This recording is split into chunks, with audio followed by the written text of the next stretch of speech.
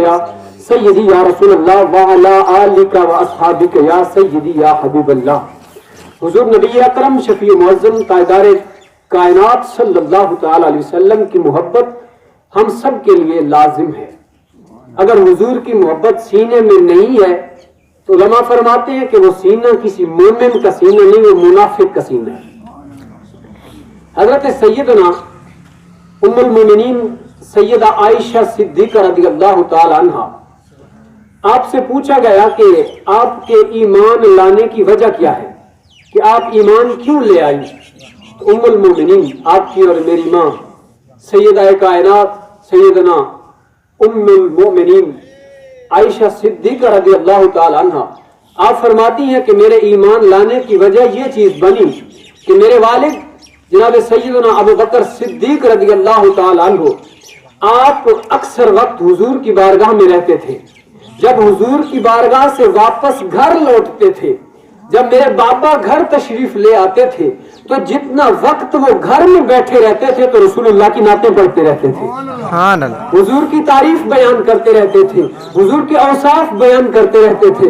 बताते मेरे हुजूर इतने सोहने हैं, बताते मेरे हुजूर चलते ऐसे हैं, बताते मेरे हुजूर बोलते ऐसे हैं, बताते मेरे हुजूर की जुल्फ मुबारक ऐसी खूबसूरत है, बताते मेरे हुजूर के लब मुबारक ऐसे खुलते हैं। जब तक वो घर में बैठे रहते तो रसूलुल्लाह का जिक्र करते रहते, तो मेरे दिल में ये मोहब्बत पैदा हुई कि जिस करीम का जिक्र इतना किया जाता है, जिससे मोहब्बत इतनी की जाती है, जिससे मेरा बाप इतना प्यार करता है कि किसी और का तज़किरा ही नहीं करता, सिर्फ मेरे बाप का जिक्र, मेरे हुजूर का जिक्र करता रहता है, तो मुझे भी उस आका पे ईमान ले आना चाहिए। इस वजह से मैं मुसलमान हो गई।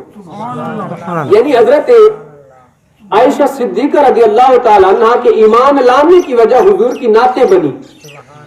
हुजूर की नातें सुन सुन के उम्मुल मोमिनीन हजरत सैयदना आयशा सिद्दीक़ा रज़ियल्लाहु तआला अन्हा आप मुसलमान हुई। और आजकल कलमा पढ़ने वाले, अपने आप को मुसलमान कहने वाले, दिन रात साल साल तबलीग करने वाले, सर पे टोपियां अमामे सजाने वाले, चेहरे पे दाढ़ियां रखने वाले और अपने आप को सच्चा मुसलमान कहने वाले कहते हैं कि हमें नातों से तकलीफ होती है।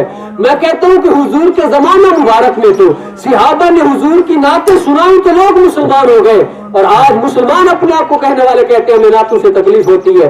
उनके लिए डूब मरने का मकाम है जो आज कहते हैं हमें हुजूर की नात से तकलीफ होती है। मैं कहता हूं जिसे हुजूर की नात से तकलीफ होती है वो कोई मोमिन और मुसलमान नहीं है, वो मुनाफिक है। और हुजूर ने फरमाया कि काफिर से ज्यादा बदतर है जो मुनाफिक है, क्योंकि काफिर तो सीधा सीधा लड़ता है ना, मगर मुनाफिक वो है जो छुप के मुसलमानों की सफ में आके लड़ता है। इसलिए याद रखो कि जो भी हुजूर की मोहब्बत के खिलाफ बात करे, हुजूर के इश्क के खिलाफ बात करे, हुजूर की नातों से जिसको तकलीफ हो, हुजूर के मिलाद से जिसको तकलीफ हो, हुजूर के जिक्र खैर से जिसको तकलीफ हो, वो बंदा मोमिन नहीं है, वो मुनाफिक है।